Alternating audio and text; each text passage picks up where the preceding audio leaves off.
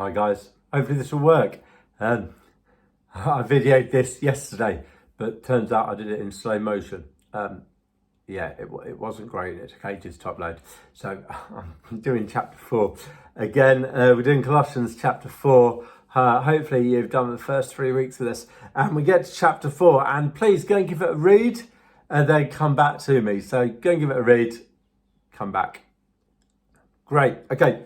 So we begin chapter 4, verses 1 through to verse 6, which is basically Paul is saying pray, and pray. Keep praying. Pray for those. Pray for him. Pray for each other. Speak of Jesus. Speak of God to others around you. Listen to what they say. Judge what they say based on what you already know. But basically, get praying and get doing this together. And then the last bit, verse 7 through to the end, just reads like he says hi, he says hi, he says hi. And he sort of does, but there's 2 bits in there that I want to sort of pull out. And one bit that is, and unless you've read Philemon, you wouldn't fully get it. So hopefully you guys have read it, because I've been going on about it, because I've said Colossians and Philemon are so closely linked. Basically, Paul talks about all the guys he's in prison with and says he's praying for them. But he also mentions Epaphras, who is the fella who set the church up in Colossians. He's clearly with them. Paul is sending message to them saying he's in prison with me. He's safe. He's with me. We're still praying for you. But then he talks in verse 7 and verse 9. I'm going to read it. Tychicus, something like that, will tell you all the news from me. He's a dear brother, a faithful minister, a fellow servant in the Lord. I am sending him to you with the express purpose that you may know about our circumstances and that he may encourage your hearts. Tychicus has been sent there. He's got the letter. He's the one who's reading this letter to the church, but more, he's telling them about Paul. He's talking about what's going on. He's filling them in on all these people and their backstories and how things are and what it's like under house arrest. And Paul is basically saying, listen to him. He's there to encourage you. He's coming to encourage you. But then we then hear verse 9. And verse 9 would have received gasps. Verse 9 is, he is coming with Onesimus, something like that, I'm not too sure. Our faithful and dear brother, who is one of you. They will tell you everything that is happening here. Now, the reason there would have been gasps and people would have seen Onesimus or would have heard this is that Onesimus is Philemon's slave. If you read Philemon, it's all about Philemon as the master and the slave Onesimus.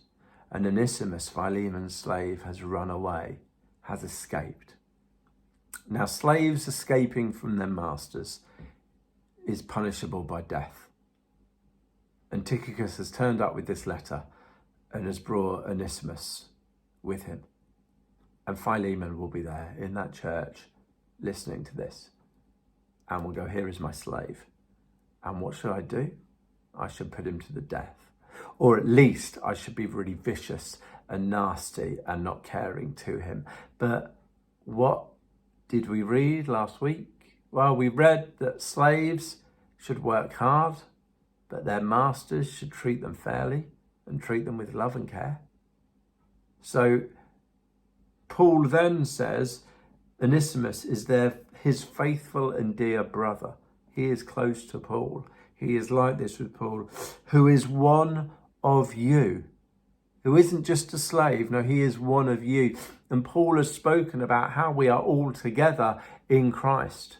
We are all as one already. We spoke about this a couple of weeks ago about how it's great that as church we work together.